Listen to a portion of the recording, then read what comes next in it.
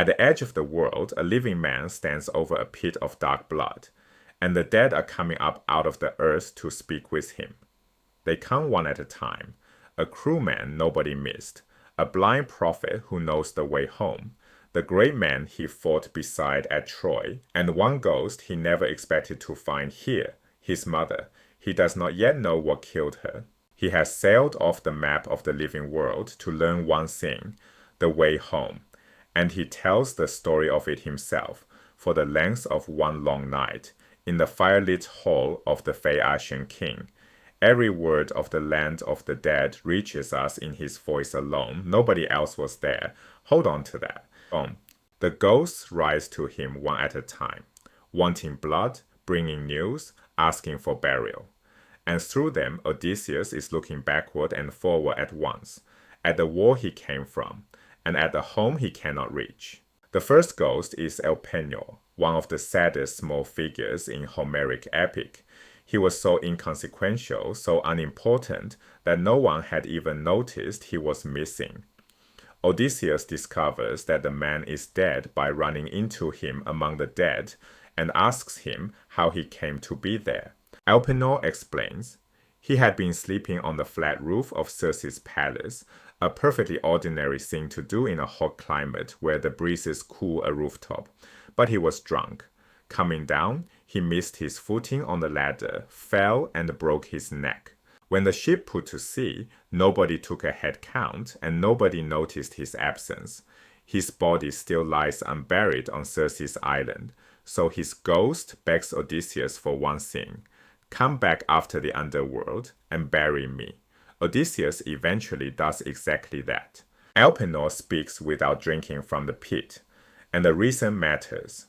His body is unburied, so he is not yet truly in the underworld at all. It is the condition of Hector or Patroclus in the Iliad, at the points where their bodies lie unburied. The corpse without a grave keeps the spirit from passing fully into the realm of the dead. The ghosts who are properly inside cannot speak. They cannot recognize Odysseus. They are aware of nothing at all, until they are given a drink of blood. The equation could hardly be clearer. Blood is life. The dead must drink it before they recover memory, speech, and self-awareness. Elpenor, suspended between the living and the dead, still has all three. Tiresias, the prophet Odysseus was sent down to consult, also recognizes him before drinking, but for a different reason. Circe had explained it. Persephone granted this one prophet the privilege of keeping his wits intact after death. What Tiresias needs the blood for is not consciousness, it is prophecy. An ordinary ghost cannot even speak until it drinks. Tiresias can speak but cannot foretell the future until he has drunk. Odysseus lets him drink, and the prophet lays out his instructions for getting home safely. He begins with the bad news. Poseidon is angry at the blinding of the Cyclops Polyphemus. Even so, Tiresias says, Odysseus and all his companions might still reach home, on one condition. When they land on the island of the sun god Helios, they must not harm his cattle. If Odysseus keeps his mind fixed on his homecoming and leaves the cattle alone, all of them may yet make their way to Ithaca after much suffering.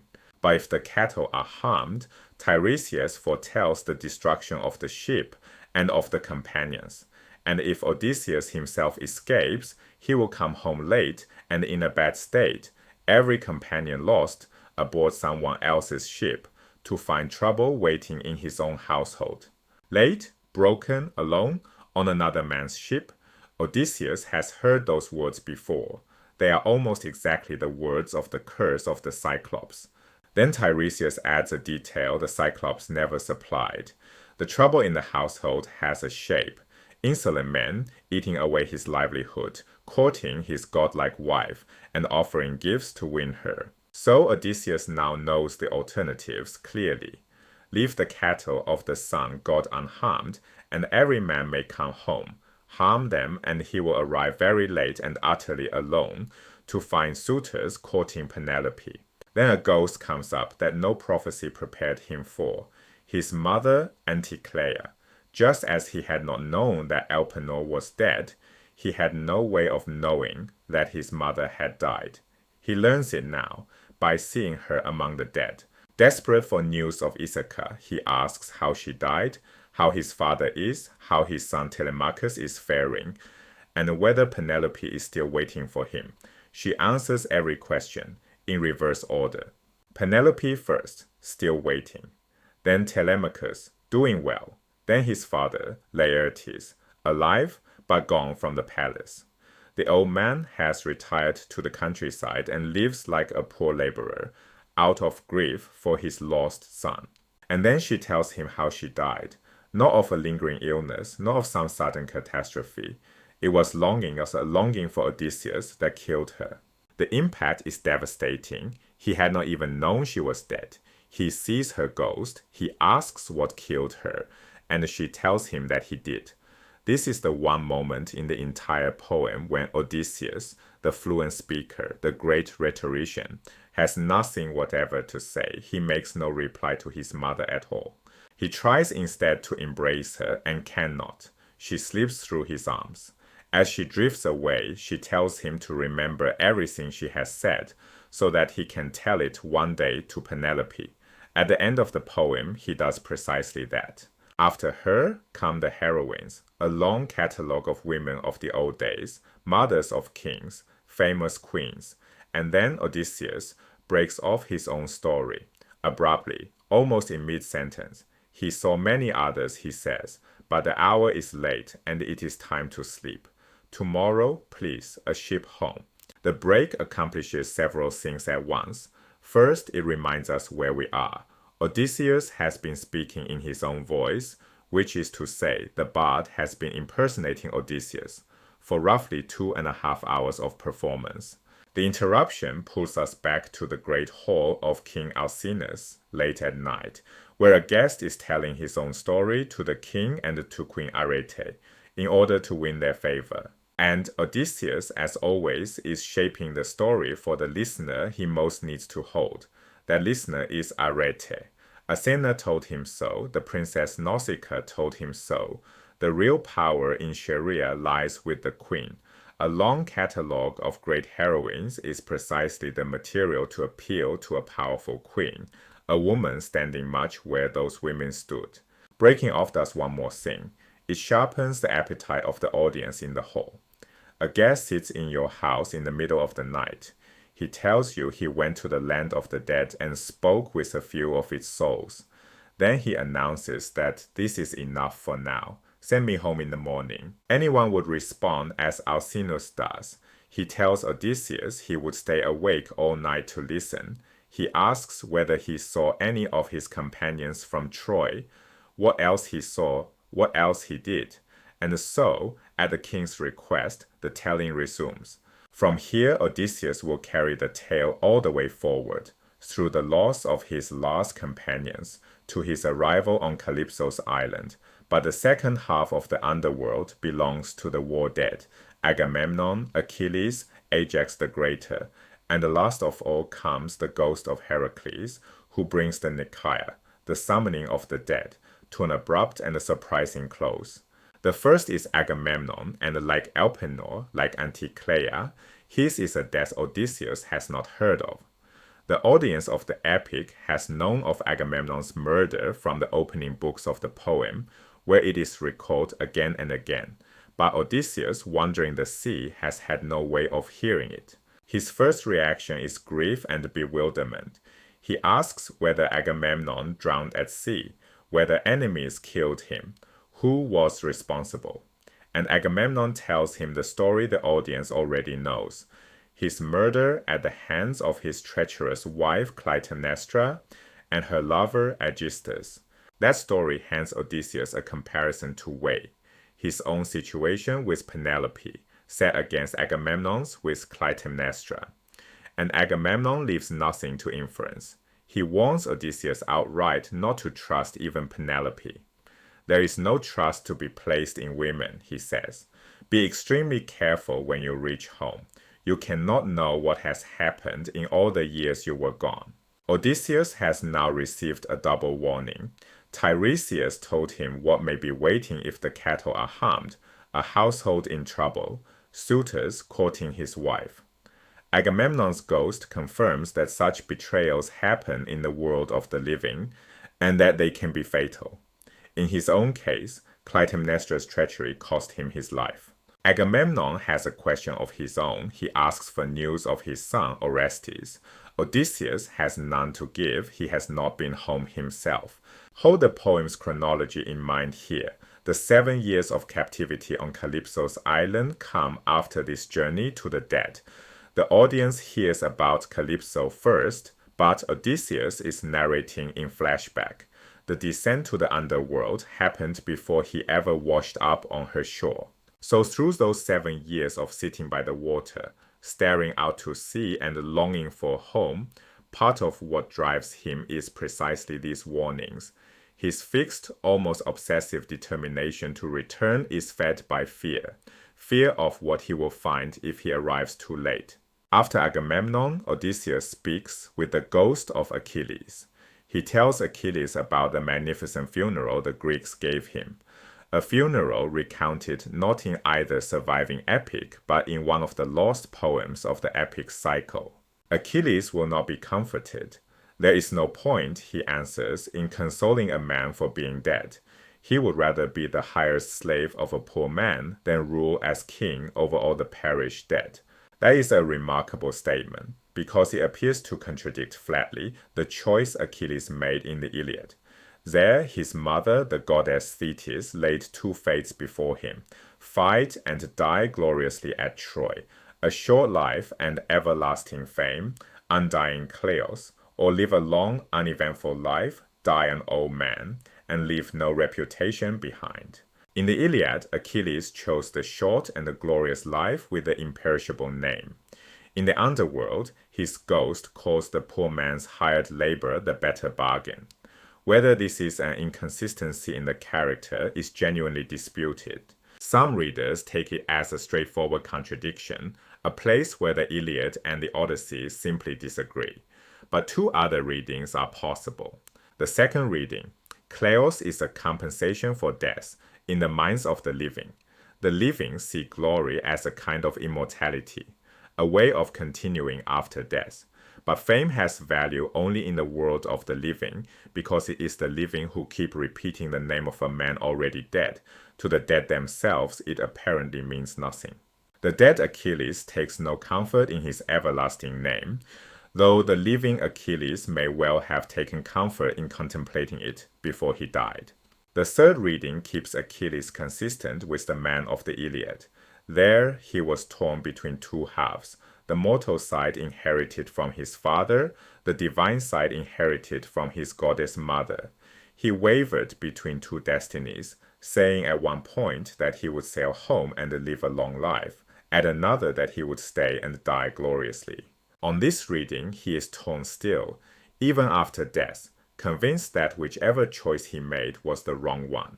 Odysseus turns next to the ghost of Ajax the Greater, Aias in the Greek, the man who killed himself when the armor of Achilles was awarded to Odysseus rather than to him. Odysseus addresses him humbly, respectfully. He wishes he had never laid eyes on that armor. No armor, he says, was worth the loss of so brave a companion. Ajax will not answer. He simply walks past in silence and passes on, still angry. The scene echoes down through later literature. Its most famous descendant comes in Virgil's Aeneid, where Aeneas meets the ghost of Dido, the queen who killed herself for love of him, and she too refuses to speak. Somewhere in this account, the geography quietly shifts. Odysseus began standing outside the underworld, on Persephone's land, letting the ghosts come up to him. Now he narrates as though he stands inside Hades itself, looking at the spirits where they are. Notice what that picture of the afterlife mostly lacks. In general, Homer's underworld holds no punishment for the wicked, and no reward for the good. The prevailing image is bleak and purposeless. The dead flit about, witless and mindless, unable even to recognize themselves until someone gives them blood to drink. But alongside that picture sits another idea, a small group of great wrongdoers, sometimes called the canonical criminals, singled out for eternal torment. Odysseus sees them now. The most famous of those he names is Tantalus, as it happens, Agamemnon's own great-grandfather, punished for trying to steal immortality from the gods by stealing their nectar and ambrosia. He stands up to his chin in water with fruit trees hanging just above his head. He is eternally hungry and eternally thirsty. When he bends to drink, the water drains away and leaves a dry riverbed. When he reaches for the fruit, the wind blows the branch out of reach. Within sight and smell of food and drink, he can have neither, forever. And around him, Odysseus sees other criminals suffering torments equally ingenious. The last encounter is with the ghost of Heracles. Like Tiresias, Heracles recognizes Odysseus without needing the blood. He greets him almost as a peer. He calls him by name and tells him that Odysseus too is suffering the kinds of trials and pains that he himself endured while he was alive. And immediately after that conversation, the visit ends. Fear seizes Odysseus, fear that the massing dead may overwhelm him, and he flees, setting sail again for Circe's island, where an unburied crewman is still waiting for him. Now step out of the underworld and watch the man telling the story. The effect of all this on his Phaeacian listeners deserves close attention, and Heracles is the key to it. Odysseus is presenting himself as more than a man who came back alive from Hades, remarkable as that is on its own. He is a man whom seers like Tiresias and the divinities like Circe address as something close to an equal. He is a man whom the greatest hero of Greek culture greets as a brother. That closing line, Heracles telling the son of Laertes that he suffers what Heracles himself suffered, is a rhetorical triumph. And Odysseus repeats it in the hearing of the Phaeacians, the hosts he needs to carry him home. The effect must be enormous. This points to something that governs the whole of Odysseus' account of his wanderings, the entire stretch of the poem from Book 9 through Book 12. For all of it, the only warrant we have is Odysseus' word. The epic normally supplies a guarantee, the poet speaking in an omniscient voice, whose statements the audience accepts as true. Here that guarantee is absent. The poet is quoting Odysseus, and Odysseus, as the later books on Ithaca will show, is a gifted liar, a man who lies almost in preference to telling the truth and lies extremely well. Some scholars push this all the way. The entire narrative of the Great Wanderings is a fabrication, and none of it happened. That reading is hard to sustain because several of the adventures, the blinding of Polyphemus and the slaughter of the cattle of the sun god among them, are vouched for by the narrating poet elsewhere in the epic. But this much is beyond doubt.